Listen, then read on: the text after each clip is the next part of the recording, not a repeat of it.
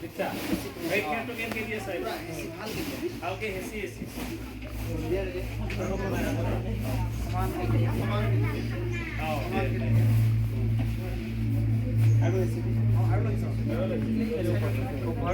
লাহে লাহে আৰাম আৰাম খৰদৰ নহয়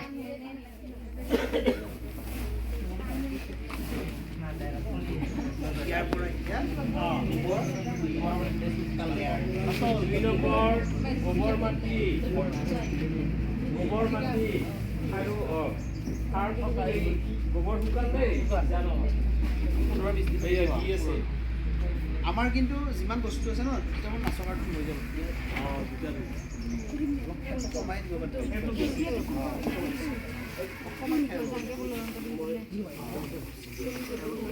এটা এনে জাষ্ট খেৰটো লেয়াৰ দিব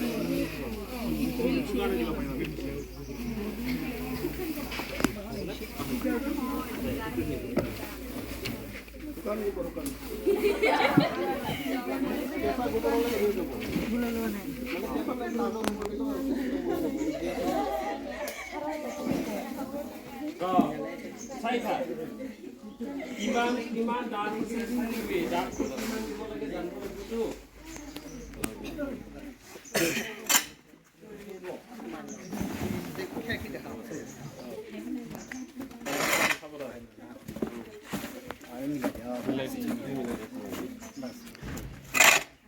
হাততে লাৰ দে একো নহয়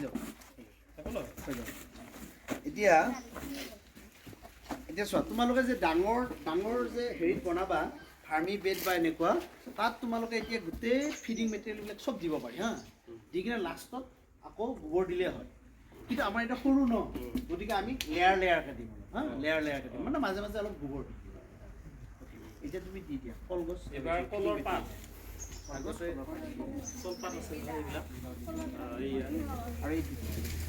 এইবিলাক খাব লাগোতো কেঁচুবিলাকে এনেই দিয়া বুলি হ'ব না এইটো এই কেঁচুবিলাকে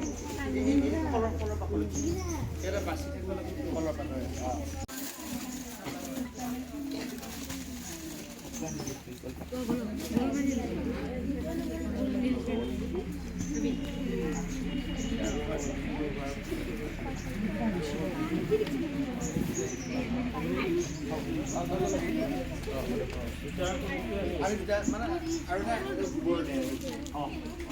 পাৰিলো এইটো দিম